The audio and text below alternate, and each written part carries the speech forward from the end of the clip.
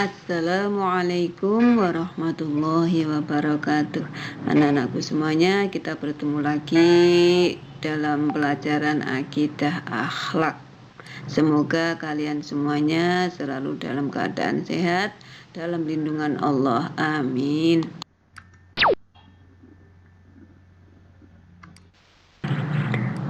Pada pertemuan kali ini kita belajar tentang beriman kepada Allah melalui Asmaul Husna.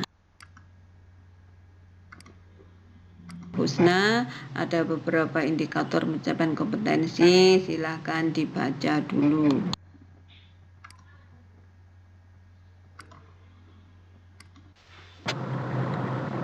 Baiklah anak-anak, sekarang kita pelajari pengertian Asmaul Husna. Asmaul Husna itu berasal dari bahasa Arab. Al-asma artinya nama, al-husna artinya yang baik, yang indah. Jadi pengertian Asmaul Husna yaitu nama-nama Allah yang indah, yang baik, yang menunjukkan kebesarannya, keagungannya, dan Asmaul Husna ini menunjukkan sifat kesempurnaan Allah. Di dalam Al-Quran surat Toha disebutkan Allahu la ilaha illa huwa lahul asmaul husna. Allah tiada Tuhan selain Dia, baginya nama-nama yang terbaik.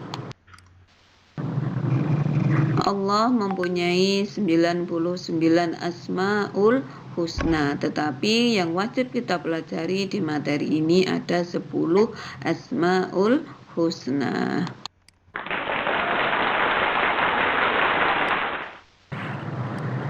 Sepuluh Asmaul Husna yang kita pelajari pada pertemuan ini adalah yang pertama Al-Aziz, Al-Basit, Al-Latif, Al-Ghani, Al-Qayyum, Ar-Ra'uf, Al-Hayyu, Al-Bar, Al-Adlu, dan Al-Fattah. Oke, sekarang kita lanjutkan berikutnya, yaitu Asmaul Husna Al-Aziz. Al-Aziz artinya maha perkasa. Jadi Allah itu maha perkasa. Maksudnya Allah maha perkasa ini adalah bahwa kemaha perkasaan Allah itu adalah mutlak, tidak ada batasannya. Artinya apa? Artinya bahwa Allah itu memiliki kekuatan, dominasi, ketinggian, dan mengendalikan. Keperkasaan Allah itu tidak ada tandingannya. Jika Allah mengendaki sesuatu, pasti akan terlaksana. Jadi tidak ada satupun makhluk yang dapat menghalangi keperkasaan Allah. Keperkasaan Allah itu abadi selama-lamanya. Jadi beda dengan keperkasaan manusia itu walaupun perkasa tapi ada masanya.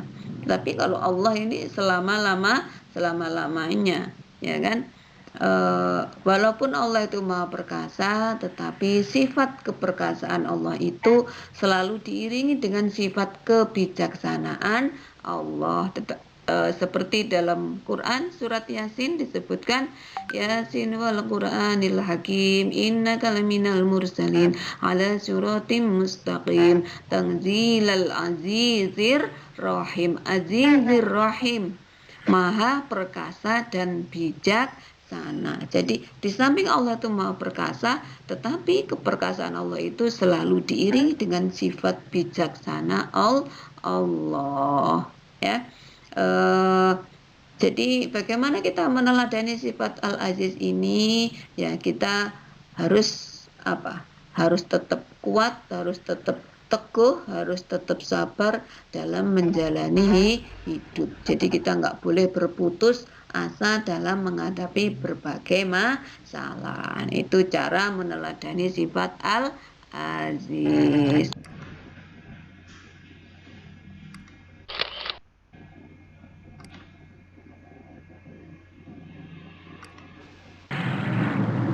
Asmaul Husna Allah berikutnya yaitu Al-Ghani. Al-Ghani artinya Allah itu maha kaya.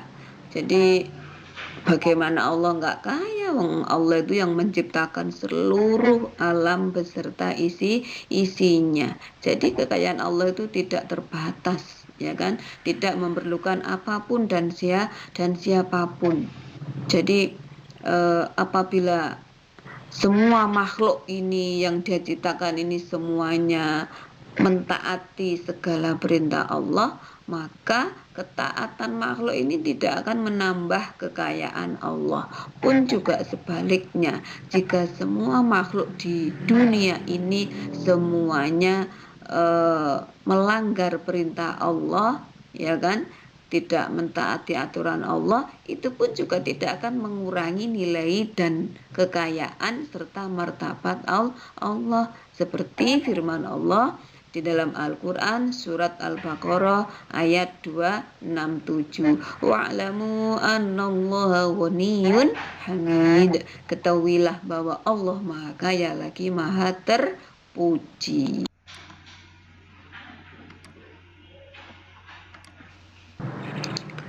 Asmaul Husna berikutnya yaitu Ar-Rauf. Ar-Rauf artinya Maha Penyayang. Maha Penyayang ini dapat diartikan bahwa Allah itu adalah Maha Belas Kasih, ya kan? Allah ini Maha Belas Kasih kepada seluruh makhluknya. Jadi dengan sifat ini Allah menyayangi seluruh makhluk-makhluknya tanpa terkecuali, baik itu manusia, hewan, tumbuh-tumbuhan dan makhluk yang lainnya, ya kan? Di dalam Quran surat Al-Baqarah ayat 164 disebutkan, ya. Ini tolong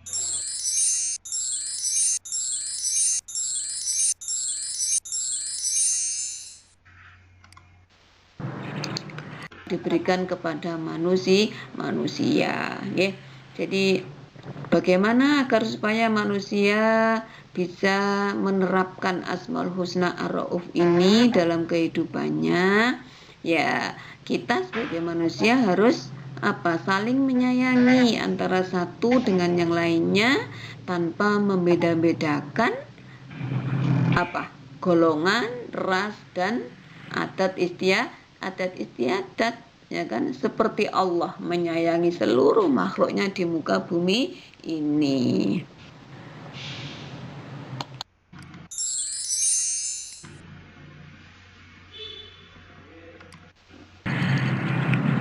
Selanjutnya adalah Asmaul Husna Al-Basit. Al-Basit artinya Maha memberi kelapangan. Jadi seluruh manusia yang dikehendaki oleh Allah pasti nanti akan mendapatkan kelapangan darinya. Kelapangan berupa apa saja? Kelapangan berupa rezeki, kesehatan, ilmu pengetahuan, serta kelapangan yang lain, ya kan?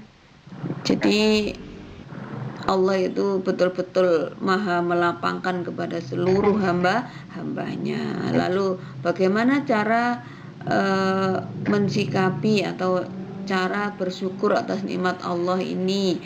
Maka kita harus rajin berinfak dan bersedekah, ya kan? Jadi Allah pernah berkata, barang siapa yang memberikan kelapangan, maka Allah akan memberikan kelapangan baginya. Jadi ketika kita rajin bersedekah, rajin membantu orang lain, maka Allah akan memberikan kelapangan bagi kita, ya. Jadi Asmaul Husna Al-Basit ini dapat kita terapkan dalam kehidupan sehari-hari dengan bersikap memberi atau berbagi rezeki kepada orang-orang yang membutuhkan dengan tidak memandang ras, suku, dan golongan.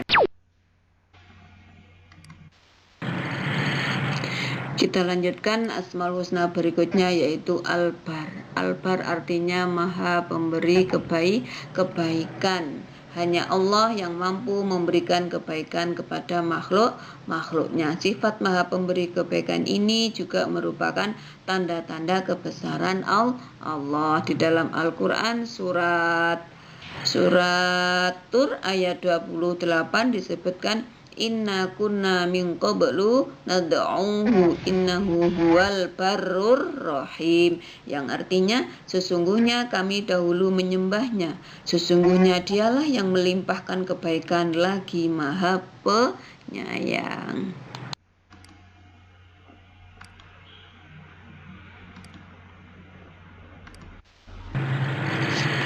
Asmaul Husna berikutnya yaitu Al-Fattah. Al-Fattah artinya maha pembuka dan pemberi jalan keluar. Jadi hanya Allah lah yang mampu memberikan pembuka dan jalan keluar bagi kesulitan-kesulitan, masalah-masalah yang dihadapi oleh manusia. Karena apa? Karena hanya dengan kehendaknya Allah itu memberikan permasalahan dan menguji hambanya, dan hanya Allah lah yang mengetahui jalan keluar yang terbaik. Ini harus kita pahami.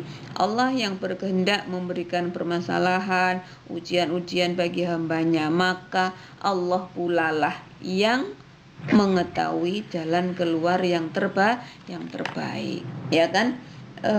Jadi tugas kita di dalam menghadapi masalah ini adalah ikhtiar atau berusaha. Setelah berusaha, kita lanjutkan dengan tawakal, menyerahkan, memasrahkan semua urusan kita hanya kepada Allah. Berikutnya setelah bertawakal, menyerahkan kepada Allah, berikutnya adalah kita harus bersabar. Sabar itu tidak ada batasnya. Salah kalau ada orang yang mengatakan bahwa sabar itu ada batasnya. Itu bahasa sinetron yang mengatakan sabar ada batasnya. Ya, itu bahasa sinetron. Tapi kalau Allah, sabar tuh nggak ada batasnya, ya kan? Kita sebagai orang-orang yang beriman pasti mampu untuk memecahkan permasalahan yang kita hadapi dengan cara memohon kepada Allah, ya, memohon jalan keluar atas semua masalah-masalah kita, ya. Bagaimana cara menerapkan Asmaul Husna Al-Fatah ini?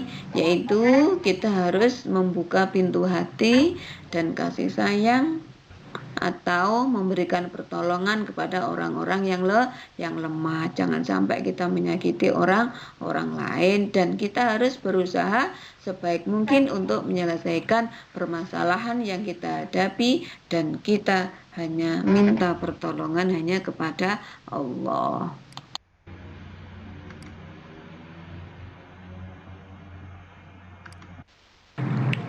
Asmaul Husna berikutnya yaitu Al-Adlu. Al-Adlu artinya maha adil. Jadi Allah itu maha adil. Keadilan Allah yang dimiliki itu bersifat sempurna, ya. Jadi keadilan Allah itu bersifat sempurna, tidak ada kekurangan sekecil apapun, ya kan? Tidak ada kekurangan sekecil apapun keadilan Allah itu. Tidak ada yang bisa menyamai keadilan Allah. Apalagi melebihi, tambah nggak mungkin itu. Ya, jadi adil itu apa sih? Adil itu meletakkan sesuatu pada tempat yang semestinya, ya kan? Keadilan Allah dengan keadilan manusia itu sudah pasti sangat berbeda. Keadilan manusia itu tidak sempurna, bahkan bersifat subjektif, ya. Subjektif itu artinya berubah, bisa berubah menjadi sebuah kezaliman, ya kan? Karena manusia itu adalah makhluk yang penuh dengan kekurangan, ya kan? Sering lupa, sering salah, ya kan? Tapi kalau Allah, ya kan? Tapi kalau Allah, keadilan Allah itu tidak ada yang bisa menandingi. Keadilan Allah nanti bisa kita buktikan kelak di akhirat, ya kan, di mana orang yang beramal itu akan mendapat balasan sekecil apapun balasan. Sekecil apapun amal perbuatan baik pasti akan dibalas dengan kebaikan oleh Allah. Allah pun juga sebaliknya, perbuatan jelek sekecil apapun nanti juga akan dibalas oleh Allah. Ingat ya nak ya, di surga di akhirat itu kelak akan ada surga dan ada neraka. Tempat kembalinya manusia itu nanti ada surga, ada neraka. Surga tempat orang-orang yang beriman, neraka tempat orang-orang yang yang dolim, yang ingkar kepada Allah ya.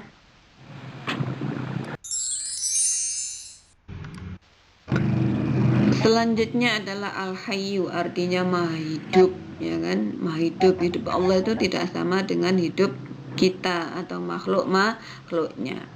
Kalau segala makhluk hidup yang Dia ciptakannya ini ternyata memerlukan antara satu dengan yang lainnya, ya kan?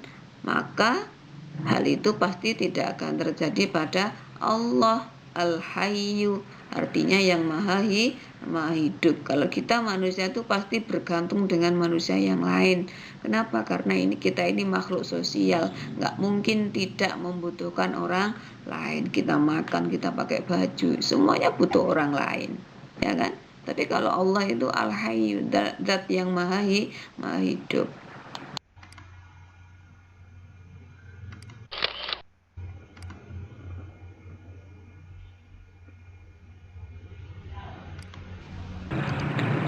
Asmaul husna selanjutnya adalah al-qayyum. Al-qayyum artinya maha berdiri sendiri.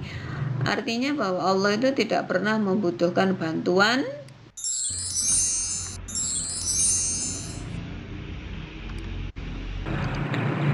Asmaul husna selanjutnya adalah al-qayyum. Al-qayyum artinya maha berdiri sendiri. Artinya bahwa Allah itu tidak pernah membutuhkan bantuan dari siapapun dan apapun, ya kan? Karena zat Allah itu berdiri sendiri tanpa ada yang menciptakan. Melainkan hanya Allah lah yang mampu menciptakan alam semesta dan tidak membutuhkan bantuan dari siapapun dalam mengatur alam semesta ini, ya kan? Contoh, Allah menciptakan planet, ya kan?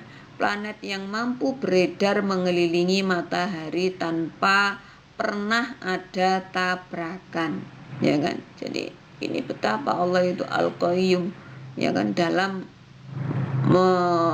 menciptakan, dalam mengatur seluruh alam semesta ini, ya kan? Kemudian apalagi Allah mengatur waktu pagi, siang dan malam tanpa pernah tertukar, ya kan?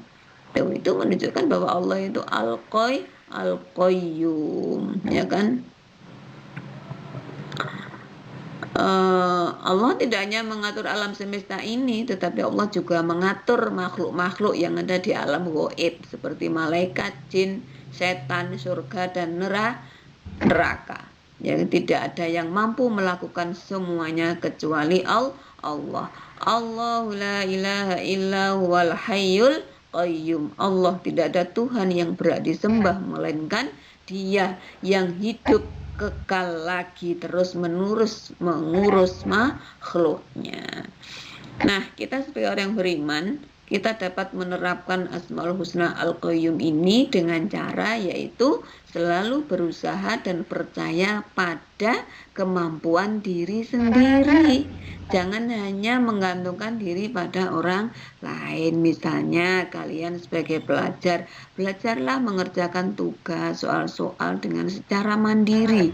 Kalau tidak ngerti, tidak paham, baru bertanya kepada orang lain. Jadi usahakan mengerjakan sendiri, jangan pernah bergantung. Nanti kalau bergantung sama orang lain, nanti akan menjadi kebiasaan dan itu menjadi tidak baik. Apalagi kalian tidak bisa meneladani sifat al-qayyum. Jadi meneladani sifat al-qayyum itu salah satunya adalah mengerjakan tugas-tugas sendiri, ya.